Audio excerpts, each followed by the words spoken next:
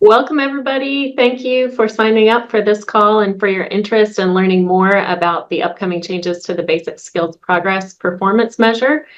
I am Rebecca Loli with the NCCCS CCR team, and as you all probably know, we are technically in the silent period for things related to WIOA grant application. However, this is our state performance funding. So it mirrors in many ways, or aligns in many ways, I guess, with our federal measures, just so that we don't all go crazy trying to keep up with it all. But this being tied to our state dollars and being specific to the colleges, we're able to hold this call today. And I'm excited to hand it over to Dr. Bill Schneider with System Effectiveness and Elizabeth Stoddard. Thank you so much for carving out a little bit of time to address the questions specific for the basic skills teams in the state. I'll hand it over. Okay. Thank you, Rebecca. And if there's any question you guys have as we go through this, feel free to type those in the chat. Elizabeth's monitoring those, and we'll try to hit those as they come. But I don't expect this to be a long presentation, so we can definitely take our time and walk through these, and once again, answer any question you might have. So first, just thinking about what the biggest changes we had for this upcoming report compared to the past. And you see that top one right there is indexing the basic skills measure. But we also had changes across some of the other measures as well. So for the English and math measures, we had a change to our cohort. For performance measures 4, 5, and 7, we're starting to index those differently. And also, too, for transfer performance measure, that was a total overhaul of that measure.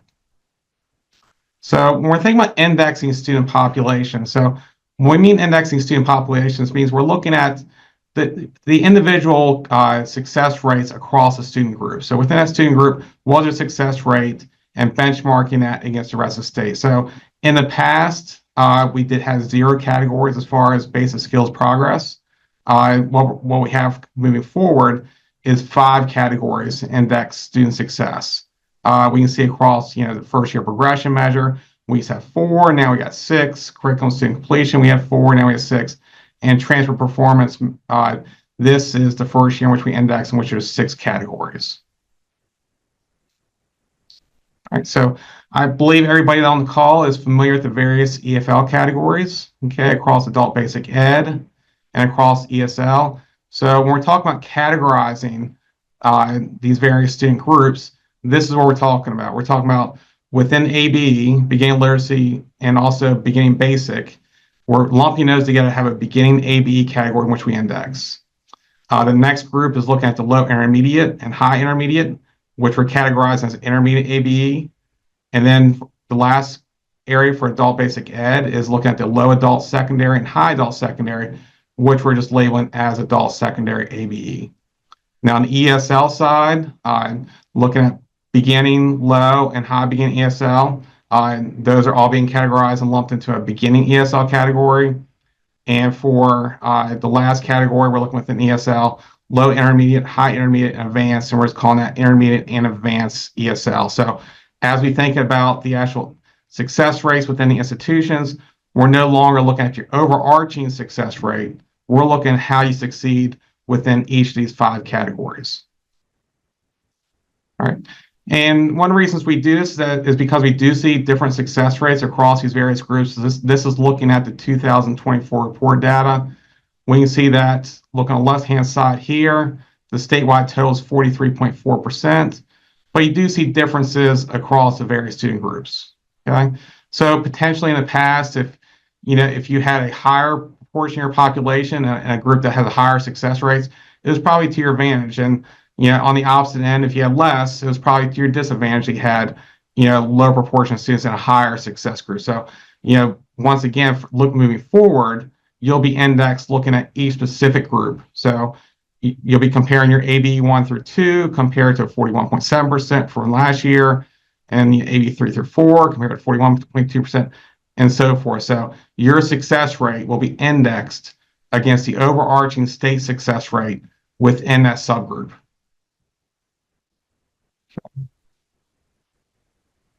So as I mentioned before, the old indexing is just based on what your overall college success rate was compared to the statewide success rate. But moving forward, we're going to be indexing each of these groups separately. Okay. So no longer the 43.4%. Now you're going to be indexed against each of the group's various success rates. So this is just looking at last year's data and seeing how things change across the institution as far as, we had these 5 different categories within our state performance measure report as far as looking at the success rates within the institution. And there really wasn't much of a change based on this transition to this indexing. So how we used to do things, there were 8 colleges that fell in this met or exceeded, and all 8 are still in met or exceeded. We see that we had 10 that were in this, above the average band, but below excellence. We had 9 that were still in that category, but 1 was actually bumped up into the met or exceeded. Okay. Within the average band, we had the same 21, so no difference there. Above the baseline, but below the average band, of the 16 schools there, we had 15 that stayed within that level, and then 1 moved into the average band. And then what you see here that we had 3 colleges that were below the baseline level, and we still have 3. So, while it seems like there's a lot of changes to this measure, it really didn't have a huge impact on the overarching success rates within the institutions. So one of the things I did last week at the performance measure presentation I did across all the measures is I walked through an example for indexing. So the example I have isn't really focused on basic skills, but hopefully it gives you an idea as far as how we do index these different measures. So within the English courses, we have 4 different categories that we index on. They're Pell underserved, Pell non-underserved, non-Pell underserved, and non-Pell not underserved. And within each of these, we can compare the college success rate compared to the statewide success rate. So, moving forward, basic skills, we're not going to have these 4 categories, we're going to have 6 categories. We're comparing your success rate compared to the state. Okay. And this example here, you see the college has a 60% compared to 49, 72 compared to 64, 44 compared to 55, and then 63 compared to 60. So we're developing index score. First thing we do is, once again, compare the college success rate against the state. So it's pretty easy math here. All we do is take the college success rate and divide it by the state. And that comes up with the index score that's contained in the report. Okay. So you can see the success rates for index across these various groups. If you have an index score of 1.00, all that means is that your success rate was exactly the same as the state. Anything below a 1 means that you're below the state. Anything above a 1 means that you exceeded the state success rate for that group. Okay. So then the next thing we do is we look at the share your population. So this is where we actually weight your index score. So in this example here, we see that group 1 is 4% of the population, group 2 is 13%, group 3 is 14%, and group 4 is 68%. So what this does is it weights the index score for each of those categories based on a percent of the population. So in other words, of the entire weight of your overarching success rate, 68% is going to be based on how well this college did within the subgroup. So with this, now we can actually calculate a weighted index. And you see these scores. And then what we do as far as getting the overarching total index score is we just add those numbers together. So we can see for this college, for this measure, their index score was a 1.026. Okay. So going back to the basic skills measure, nothing has changed. It's the same metric as we've done in the past. It's still aligned with your measurable skills gain for federal. The only thing we're doing differently is we are indexing those 5 different subgroups of students.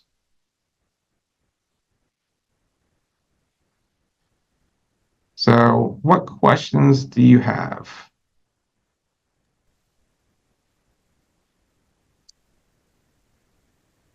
And feel free to put any questions in the chat. If you do put them in the chat, send them either to everyone or to me, Elizabeth. And if you send them to Bill, he might not be able to get them while the meeting is going.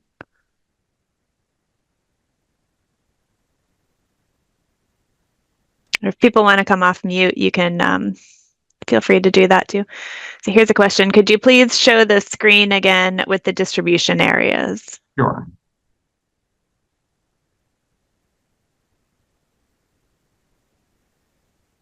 Is this one what they're referencing?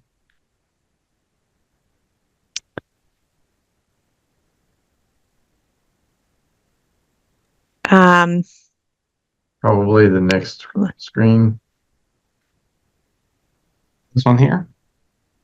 No, the one that showed the different ABE, ESL. Oh, this one here. There you go. Okay.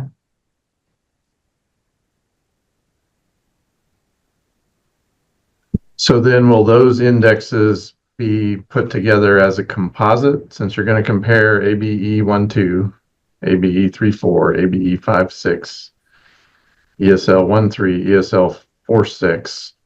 Each one is going to have an index. But then is there going to be an average of all 5 of these total? No, so we'll no longer look at this total 43.4%. Is we look at these individually, and then based on proportion of your population that falls in these categories, that's how we'll weight them. So those areas in which you have a higher proportion of your population will weight them higher than the others. So a program that has a strong ESL but a weak ABE program is going to be, compared to the past, penalized, because there's only going to be 2 elements of the ESL and there's going to be 3 elements of ABE. Would I infer that correctly? No, a little bit different. Think it a little differently. So it's in the past we aggregate everything together. So still looking across that, you're looking at all your students. We're still looking at all the students. It's just now we're splitting them up, and then we're categorizing. It doesn't matter how many categories. Really, what matters is what's the N in this bucket here. So, if you have a high proportion that are ESL 1 through 3, that's okay. It's just your success rate compared to 49.3% is what you're going to be compared to. So, in the past, you could see some colleges that had a higher proportion of ESL 1 through 3. They might see their index score decrease some because they're serving less of the other groups that have lower success rates. So that's a possibility. But like I showed before, as far as the looking at the outcomes piece, there really wasn't like huge shifts from institution to institution.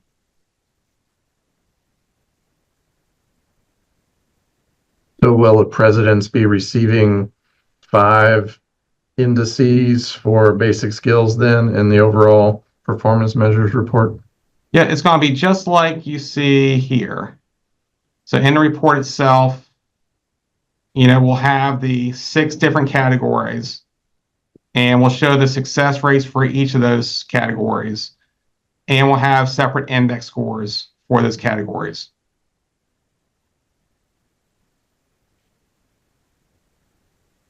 So you don't have an example with basic skills, right? So we can get an exact view.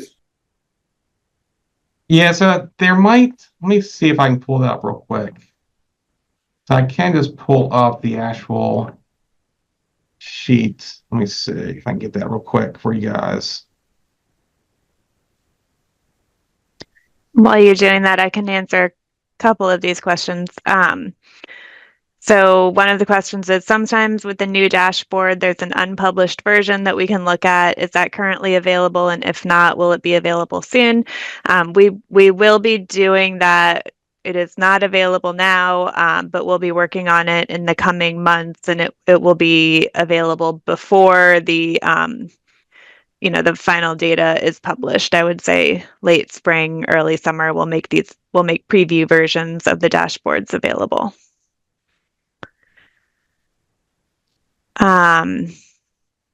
Another question was, is this for any MSG or just for EFL gain? So it is any measurable skills gain. just like on the federal measure. The state performance measure has always, well, at least last few years, has aligned with the state has aligned with the federal measure, and it takes into account any measurable skills gain that you receive, that your students receive. Okay, so we're up. Okay. I just have a follow-up question on what you just say, Elizabeth. So, since we are indexing, what it comes to mind is that, let's talk about ESL, for example. It can be any MSG on, then even if it's ESL, let's say their MSG they got because they passed one of the HSC tests. So since we're indexing now, does it matter if the population, the student is coded as a ESL level 2, but the MSG that they received was nothing to do with pre and post or IELC or IET, but instead passing one of the HSC tests? It should, like, if it counts as a gain for the feds, then it counts as a gain for us. Okay. So as long as you would receive that gain federally, then you'll receive it for the state too. Okay, thank you. Mm-hmm. All right, so the example I got up is if anyone was a volunteer to a school, they're welcome to, but I picked Alamance just because they're first and their success rates were high. But this kind of lays out as far as what the report's going to look like. So you'll see as far as what your N is, for each of these 5 categories. You'll see your success rate across the 5 categories. This one is suppressed for Alamance because there's less than 20 in the denominator. But even though there's less than 20, that does impact your overall success rate. So we might not display it for public reporting purposes, but they do still count towards your overarching index score. And then this index score here is, once again, just taking your success rate within your institution and dividing that compared to the statewide total for each category. And then we see the impact as far as Alamance's success rate. They did decrease some, but not a whole lot, from 1.438 to 1.413.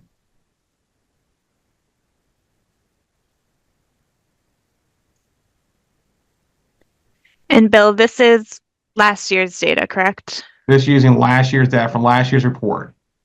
There was a question, is there a way that we can know what it would look like for us with last year's data? So is this something that could be sent out? What you're seeing right here? Mm-hmm. Yep, this was, we actually sent this. You might not have gotten to basic skills, folks, but we did send this out to colleges about a month ago. But I can also share this. That can be pushed out to you guys as well. I'm going to get to all the questions. I'm not going quite in order.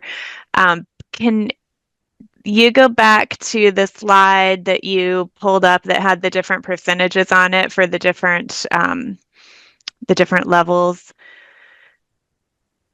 So there was a question about the percentages there, actually a couple of questions. One, are the percentages listed here the goals for each group? So the answer is no. They're almost it's just providing a statewide total. So there is no goal associated with any of these. Really what you want to do is you want your success rate to be as high above each of these. So going back to the, what I said before, if your success rate for AB 1 through 2 was a 41.7% and statewide is a 41.7%, that just means your index score is a 1.00. If you're above a 1.00, first means that you're above average. Below 1.00 means you're below average for that group of students. And Bill, I would say there is a federal goal, a federal overall MSG rate goal. And that federal goal is associated with this total over here, which is nothing that we associate with our state performance measure as far as any kind of goal setting goes. Yeah. And then this I think you just answered this, but I'll say it anyway. So with the overall MSG rate goal being 43.6 for the program year, which was the federal goal last year, the question is, does every category need to be 43.6 or higher in order to meet those performance measures every year? Are we referring to the federal or are we talking about state? 43.6 is the federal goal, so I think that that's probably what's being referred to there. So once again, from a state reporting perspective, we do not pay attention at 43.6%. It's just a comparison of your success rate against the state within the subgroups. And at the federal level, you're going to be comparing that your institutional success rate, let's say, is 43.4, for example, to that 43.6%. So excuse me, so what exactly is the state goal? Is it the index or is it a percentile or? So folks on basic skills team is going to need to help me with this one, but I believe that's negotiated with the federal government. Hi, Bill, this is Sandra. I'll speak to that. Yeah. So I think what we're doing here is we're getting confused with the federal goal and the state performance. So every 2 years, we negotiate with Octave to set a federal target. Every state that gets Title II funding, which is every state, has to go through that process of negotiating a goal. So that's the goal that the federal government holds us to, is 43.6% as a state. If we don't meet that, there can be financial sanctions, that they can take money away the next year. Okay, so that is strictly federal. It has nothing to do with the state performance. Okay, and so what Bill is going over with you all is how they do the state allocations for performance. $6 million is taken out of our state allocation and it's awarded to providers according to their performance. So the 43.6 is not a magic number in the state, but the higher your percentage is in the state, you know, the better your performance. But 43.6% doesn't really matter here. Does that make sense?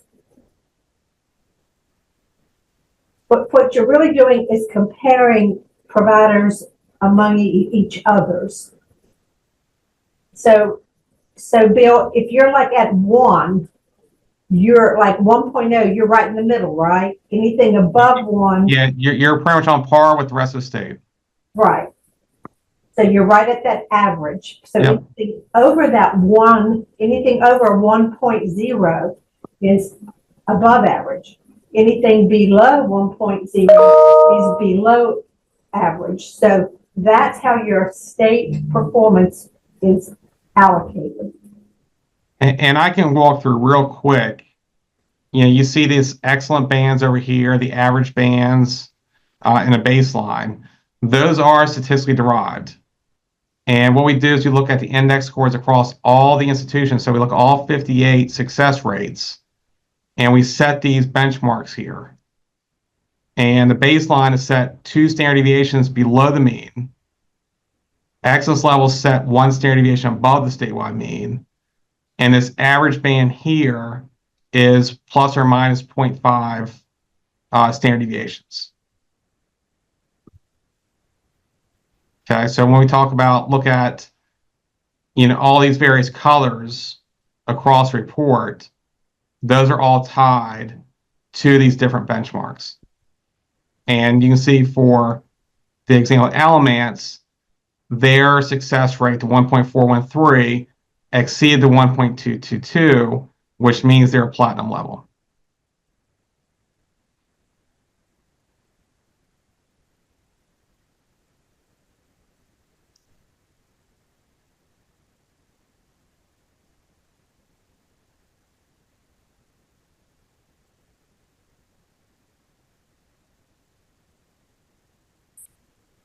I think that's all. Did Mike come off mute?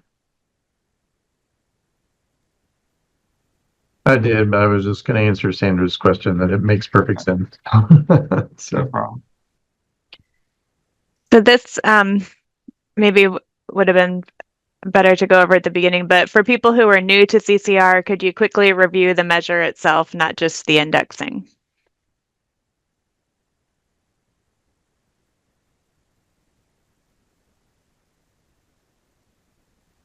I can pull up the last year's reports, and let's see if I can find that real quick.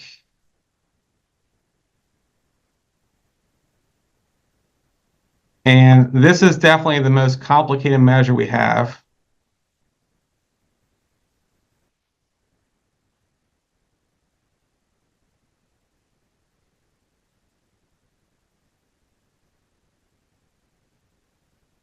Let's go to About Us.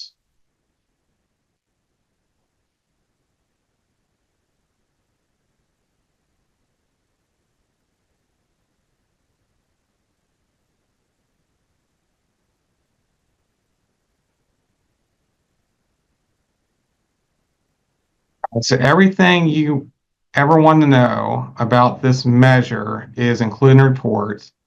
So this shows the purpose, description, and what you're mostly interested in is the success rate. And Elizabeth, I'm not sure if you want to talk about this. You can probably take it a little better than me, but the bottom line is we're looking across within an MSG. So a student could have multiple measure, I'm sorry, within a POP. So a student could have multiple periods of participation within a year, but within each of those POPs, did a student make a measurable skills gain? And you see those listed as far as down here. You know, it could be pre and post tests, it could be adult high school credits, it could be post-second enrollment, it could be HSE test graduate, it could be adult high school grad, or it could be IET. So if within that period of participation, if that student was successful within one of those measurable skills gains, they'd be counted as a success. Yep. And for this coming report, we will be adding the HSE subtests as well, to go back to your question, Claudia.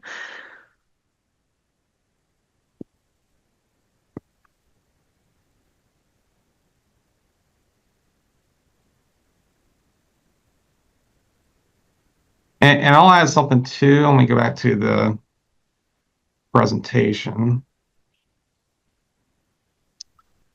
These are not static. So this is just based on last year's report. So there is like no benchmark that we compare your success rate to. It's all really kinds of moving target where it's based on that year's success rate. So, you know, if we see the statewide success rate for this group go up to 43, they were comparing your success rate to 43, not this 41.7%. This is just what would have been compared to last year based on the statewide success rates.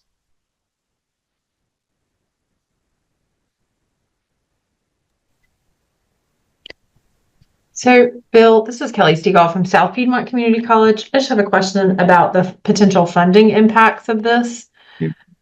So how does this new structure impact funding for the performance funding for basic skills program, the state performance funding? Not much, because it's still an overarching index score that we use. So just as we have in the past as far as calculation for funding, that doesn't change. And I'll go back to, you guys are making me work today. Let's go back to this one here. So for the actual funding component, I can talk about this real quick.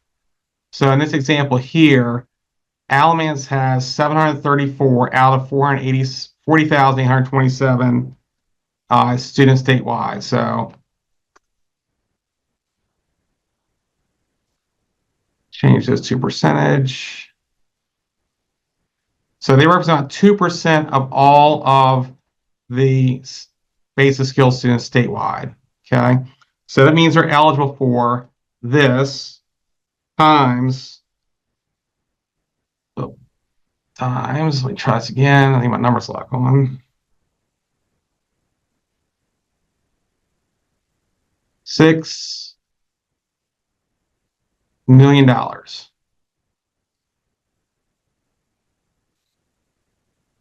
And let me make sure you can see this.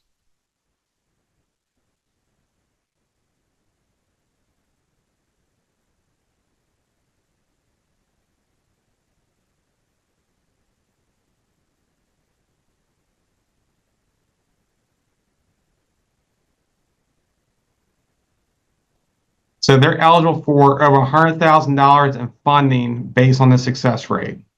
Okay. The amount of funding you get, and this is just based on, there's two components to performance funding. One is based on your success rate, which we call quality, and then the number of successful students, which we call impact. Okay. So the way we calculate what you earn is based on this index score divided by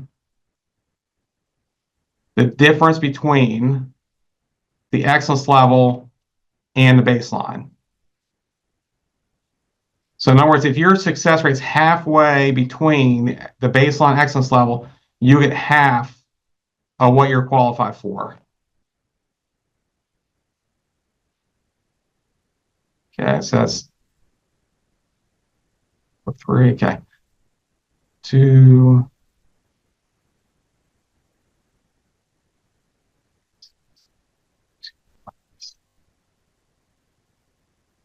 Sorry, trying to do this on the fly. Oh, that's what I did wrong. Your success rate minus the baseline.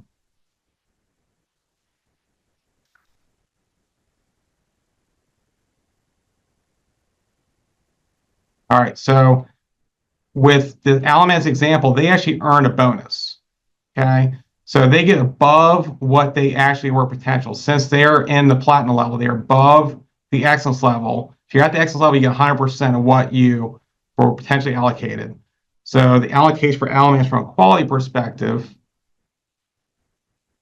is equal to this times this.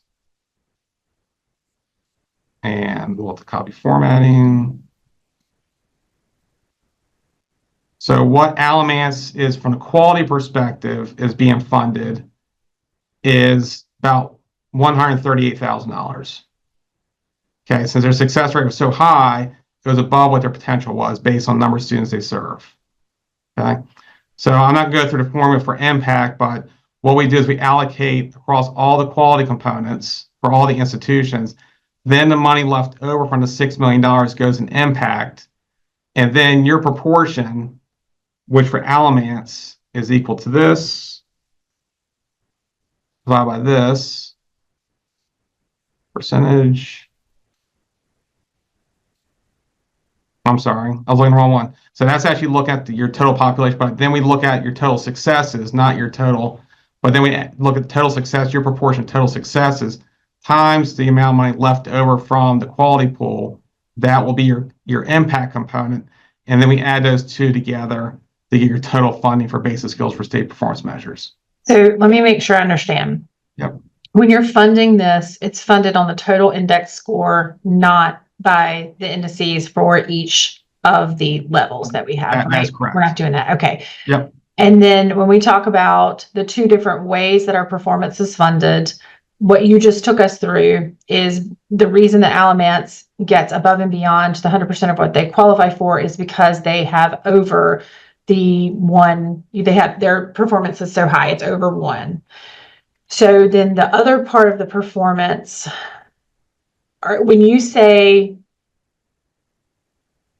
performance in that aspect, are you talking about the total number of MSGs in the state? Is that what you're talking about? Yeah, so when we're looking at the impact, so we think about this just quality here. So here's a quality component. Then what we do is we take everything that's left there. So typically about 1/3 of all of the funding for basic skills is left there for impact. So that's a think about that's approximately $2 million.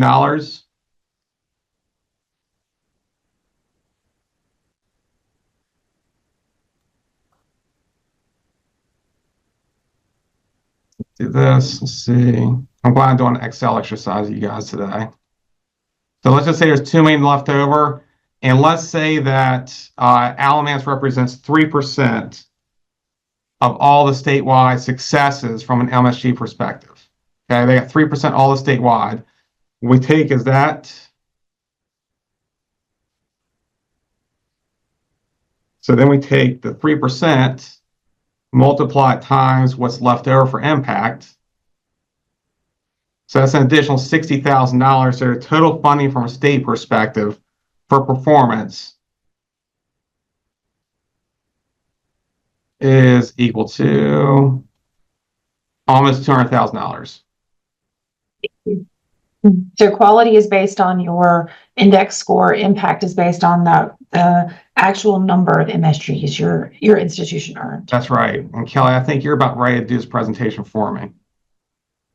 You got it down.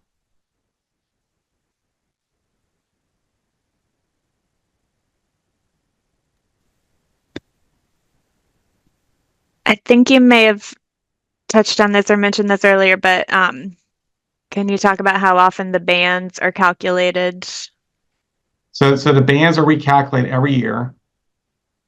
So everything we do within state performance measures is not based on past success rates or anything. It is all based on what's happened during that reporting year. So it goes back to what I mentioned before, as far as, all this is a moving target.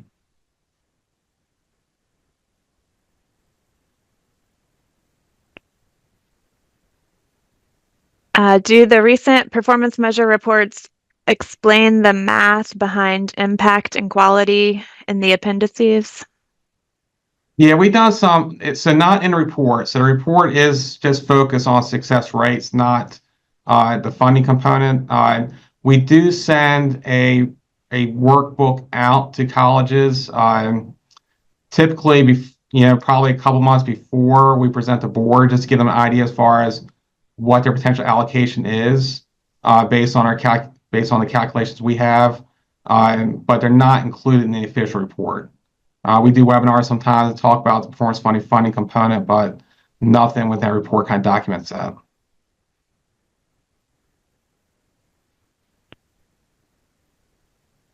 And Rebecca already answered this question in the chat, but I'll just reiterate for everyone that the levels that Bill displayed earlier, it's based on the students entering EFL, entering level.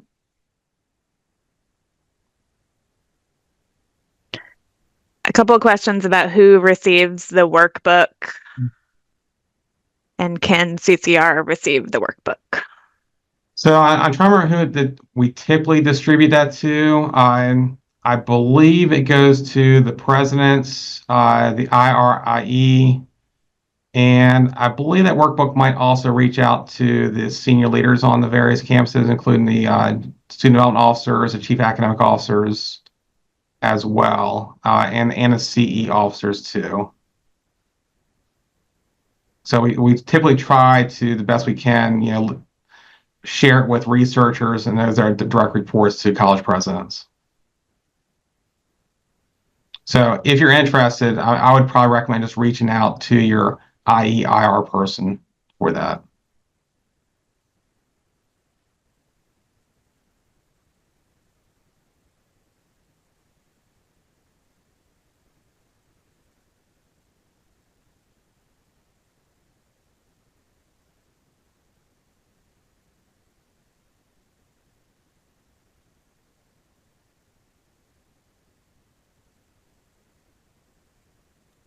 All right, this is Tracy. So basically what you're saying, we really wouldn't know until you calculate every school's information. Then you set the excellence level, average band, and all those levels from calculating all together, right? That's right.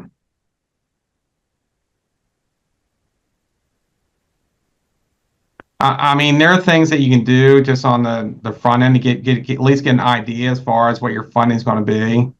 And if you just look at what your, I think for the most part, if you just look at your overarching success rate compared to state, that'll give you a pretty good idea as far as where you're going to fall. Once again, we saw there's a shift. So in other words, if Alamance before calculate this just based on the overarching success rate, they would calculate 1.44, not necessarily known to 1.41, but I don't think there's any way, Elizabeth, that we don't put that anywhere else as far as this breakout, but we might in the future, right, Elizabeth, within our dashboards? Sorry, the breakout, I was typing an answer. The breakout to what? Like as far as AB 1 through 2, 3 through 4, and so forth. The number in each Yep. group. We have it on our public dashboards. No, well, I guess not the actual number, but like the approximate number in each group. And you could get it in Power BI. I don't know that we have it like spelled out, but it would be, you could get it. But that would just be for the individual college or provider.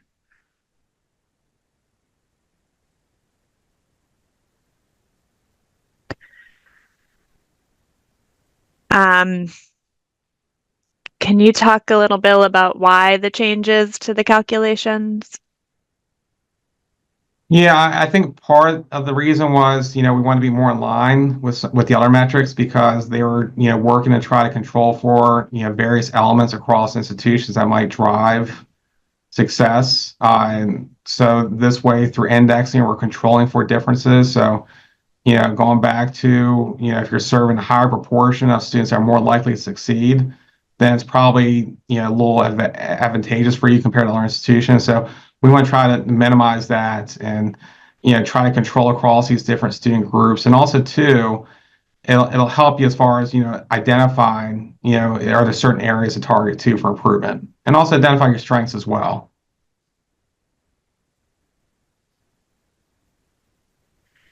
And Bill, you might want to mention is it every 3 years that that you form a committee to evaluate the performance funding? That's right. So every 3 years we pull leaders and subject matter experts across the state to review the current measures and see if there's any requirement for improvements to the current models. So and every time we do that, we make sure we have representative from basic skills as part of that review.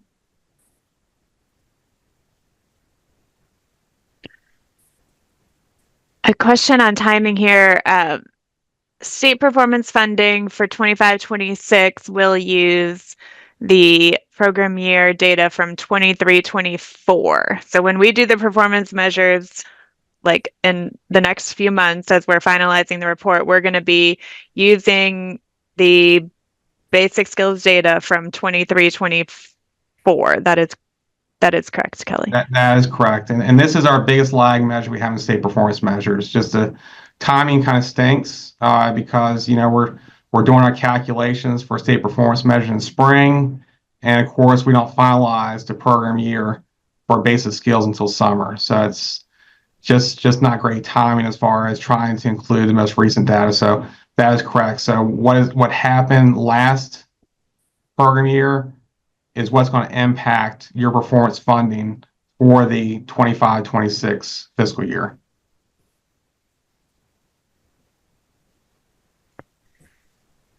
And then what is the percentage of the state funding based on FTE? What percent of total state funding is based on FTE compared to performance? I think that's the question. Correct. I've done the analysis a long time ago. And I'm just throwing this out there, Sandra. I'm not sure if you know anything. I mean, there's a split between federal performance, this performance, and FTE. I was going to say maybe 2/3 is state FTE. Is that correct? Or yes, I'm better than that. So if you're comparing your total allocation, how much of it is federal and how much of it is state, it's about 65-35 that you're getting in state and about 35 in federal. But the question, as I read it, says, what is the percentage of the state funding based on FTE? So the state allocation, changes every year. What we get from the legislature changes every year. Whatever that amount is, $6 million is is earmarked for student progress. So this past year, it was about 45 million, I think. So 6 million, somebody that can do the math really quickly, 6 million is what percentage? So Sandra, I have it pulled up. It was actually 83% of the overall funding for last year. The 6 million? No, the FTE accounted for, she asked what percentage of the state funding was based on FTE. Oh, okay. FTE was a little over 29 million. The total funding was a little over 35 million. So it's 83% for last year. Thank you. And going back to the total amount, that $6 million has been static for the past 10 years. So no matter how much more the state budget gets, unless there is a legislative change, it's going to stay at $6 million. Is there any way we can see a draft of the CCR performance measures before they're submitted to the state board? Just so we can get an idea of what our performance is going to be? Yeah, so that goes back to what I push out to folks beforehand. So I think typically in March, April, May, probably more April, May, is when we typically pull this first draft together for the upcoming report, and we push out to colleges. But I think, Sandra, maybe what we can do is, you're the best contacts within basic skills. I can share it with you when that happens, and you can push it out to the basic skills directors if you'd like to. I would be happy to do that. Yes.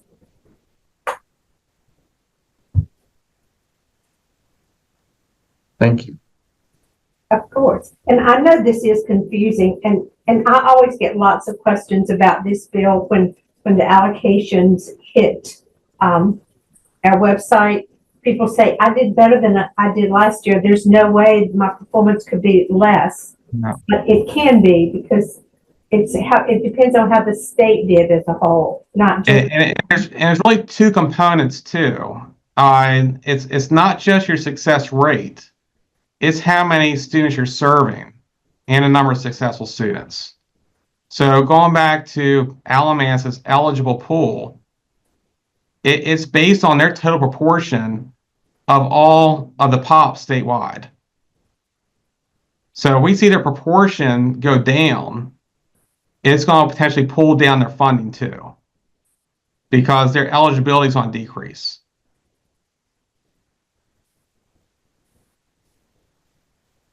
That makes sense? So it's not just success rate, it's also too the number of POPs and the number of successful MSGs.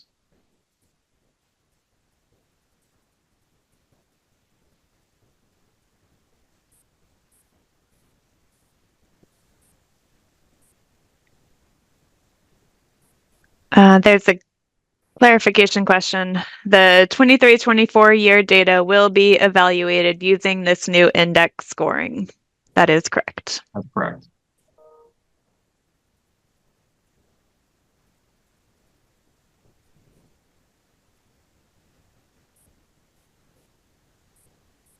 Thank you both for your time to explain things and answer questions and show us the data. And I know Dan will be posting the recording to the NC Title II site along with the presentation and the spreadsheet.